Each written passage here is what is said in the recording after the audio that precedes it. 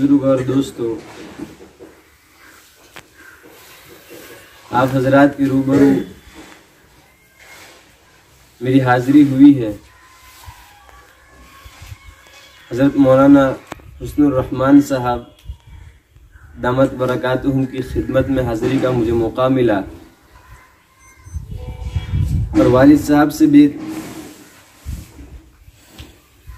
بہت بہتر تعلقات ہونے کی بنسبت حسن ظن کی وجہ سے انہوں نے مجھے آپ حضرات کے سامنے کچھ باتیں کہنے کی درخواست کی۔ نہ میں اس کا اہل ہوں اور نہ میں اس کا لائق ہوں، لیکن حضرت کا حکم ہے، اس بنا پر دو چار باتیں جو اپنے والد محترم دامت برکاتہم سے بارہا اپنے تعلیمی سلسلے کے متعلق میں نے سنی ہے، آپ حضرات کی گوشے گزار کرنا چاہتا ہوں۔ دیکھیے، اللہ تبارک و تعالیٰ کا بے انتہا کرم اور احسان ہے کہ اللہ تبارک و تعالیٰ نے آپ لوگوں کو علم کی حصول کے لیے آپ لوگوں کو چنا ہے، اور مجھے بھی اللہ تبارک و تعالیٰ نے اس کے لیے چنا اور اس کا انتخاب فرمایا۔ یہ اللہ تبارک و تعالیٰ کی بے انتہا دولت ہے، اور اس دولت کی قدردانی کے اللہ تبارک و تعالیٰ مجھے اور آپ کو قدردانی کی توفیق مرحمت فرمائے، اور اس کے جو برکات ہیں اور اس کے جو انوار ہیں، اللہ تبارک و تعالیٰ مجھے اور آپ کو اس کی قدردانی کے ساتھ عطا فرمائے۔ دیکھیے، اللہ تبارک و تعالیٰ نے حضرات انبیاء کرام علیہ الصلاۃ والتسلیم کو اس دین کی رہنمائی کے لیے اور اپنا جو منشا اللہ تبارک و تعالیٰ کا ہے کہ انسان کو اللہ تبارک و تعالیٰ نے اپنی عبادت کے لیے پیدا کیا ہے،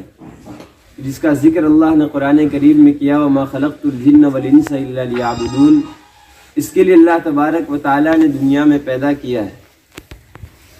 اور یہی ہماری زندگی کا اصل مقصد ہے، اور اس مقصد کو سمجھانے کے لیے اللہ تبارک و تعالیٰ نے انبیاء کرام علیہ الصلاۃ والتسلیم کو اس دنیا میں بھیجا۔ سب سے آخر میں میرے اور آپ کے پیارے آقا جناب محمد رسول اللہ صلی اللہ علیہ وسلم کو اللہ تبارک و تعالیٰ نے اس دنیا میں لوگوں کی ہدایت اور رہنمائی کے لیے بھیجا ہے۔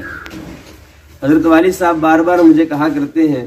کہ دیکھیے، اللہ کے نبی صلی اللہ علیہ وسلم کی جب بعثت ہوئی، اس وقت کا ماحول مختصر الفاظ میں یوں کہیے کہ جس کی لاٹھی اس کا بھینس، ایسا ہی معاملہ تھا۔ جب اللہ کے نبی صلی اللہ علیہ وسلم کی بعثت ہوئی اس وقت، لیکن پھر بھی اللہ تبارک و تعالیٰ نے سب سے پہلی آیت جو اللہ تبارک و تعالیٰ نے آپ صلی اللہ علیہ وسلم پر نازل کی، یہ علم کے متعلق تھی۔ اقرأ بسم ربک الذی خلق، اس کے جو ابتدائی واقعات حضرت جبرائیل علیہ السلام کے ہیں، اللہ کے نبی صلی اللہ علیہ وسلم کے ساتھ جو معاملات پیش آپ لوگ جانتے ہیں، ابتدائی کتابوں میں بھی جو ہے واقعات ہیں۔ تو سب سے پہلے اللہ تبارک و تعالیٰ نے علم کی اہمیت اور علم کی جو افادیت ہے اس کو اجاگر کیا قرآن کریم میں۔ اللہ تبارک و تعالیٰ نے پہلی وحی کے ذریعے یہ علم کو یہ شرف حاصل ہے، اور اللہ تبارک و تعالیٰ نے ہمیں اس کے لیے چنا ہے، یہ ہماری خوش قسمتی ہے۔ اس بنا پر اللہ کی جو عظیم دولت ہے اور جو نعمت اللہ نے ہمیں اور آپ کو دی ہے، اس نعمت کی قدردانی کرنی اور اس نعمت کے حصول کے لیے ہمیں جد و جہد کرنا، یہ ہمارا فریضہ ہے۔ ہم اس کی جتنی قدردانی کریں گے، اللہ تبارک و تعالیٰ اتنا ہمیں نوازیں گے۔ تو اللہ تبارک و تعالیٰ نے دین کے حصول کے لیے مجھے اور آپ کو جو چنا ہے، تو اس میں انتھک محنت کے ساتھ اور کوشش کے ساتھ اس علم کے دولت کے حصول کی ہمیں کوشش کرنی چاہیے، اور اگر ہم اس میں تھوڑی بھی جو ہے کسل مندی اگر ہم نے ظاہر کی اور تھوڑی بھی سستی اگر ہم نے کی، تو یاد رکھیے جو دولت اللہ تبارک و تعالیٰ نے مجھے دی ہے اور جو مجھے اور آپ کو دی ہے، اور جس کے لیے اللہ تبارک و تعالیٰ نے ہمارا انتخاب کیا ہے، کہیں اللہ تبارک و تعالیٰ ہمیں جو ہے ان چنندہ ناموں میں سے ہمارا جو انتخاب اللہ نے کیا ہے وہ ختم نہ کر دے اور ہم اس نعمت سے محروم نہ ہو جائیں۔ اس بنا پر اس کے حصول کے لیے خوب کوشش کرنی چاہیے، کیونکہ علم ایک ایسی چیز ہے کہ جس کے ذریعے آدمی کو دلوں کو فتح کرنے کی صلاحیت آدمی میں پیدا ہوتی ہے، حق و باطل کی تمیز، صحیح اور غلط کی تمیز آدمی میں پیدا ہوتی ہے۔ اور یہی ایک ایسی چیز ہے جو انسان کو بلندی تک پہنچا سکتی ہے کہ آدمی صحیح اور غلط چیزوں کے درمیان فرق کر لے. اور حقیقت میں علم وہی ہے کہ جس کے ذریعے آدمی کو صحیح اور غلط کے درمیان فرق کرنے کی صلاحیت آدمی میں پیدا ہو جائے. حقیقت میں یہی علم ہے. ہم جو ہے ایک باعزت قوم کی حیثیت سے اگر ہم زندہ رہنا چاہتے ہیں، اس کے لیے اس ملک میں سب سے بڑی ضرورت ہماری یہ ہے کہ ہم اپنے اندر علمی صلاحیت کو پیدا کریں اور ہر چیز کا کمال ہم اپنے اندر پیدا کریں. اور یہ چیز علم ہی کے ذریعے سے حاصل ہو سکتی ہے. اور اپنی محنت کے ساتھ ساتھ سب سے بڑی چیز اگر اس کے پیچھے اگر کوئی ہے تو اللہ تبارک و تعالیٰ سے دعا کرنا ہے اور مانگنا ہے. ہمیں والد صاحب دو چیزیں بار بار فرمایا کرتے ہیں، اپنی محنت اور دعا کے ذریعے تم کو جو حاصل کرنا ہو کر سکتے ہو. اگر محنت میں کمی کی اور دعا میں اگر کمی رہی، نہ تم ادھر کے رہو گے نہ ادھر کے رہو گے، کسی کام کے نہیں رہو گے. اور دعا ایک دو دن کرنے سے نہیں. کسی آدمی کے پاس اگر کچھ قرضہ آپ کو لینا ہو، اس کے لیے اگر آپ اس کے پاس ایک دو دن جا کر بیٹھیں گے تو آپ کو قرض نہیں دے گا،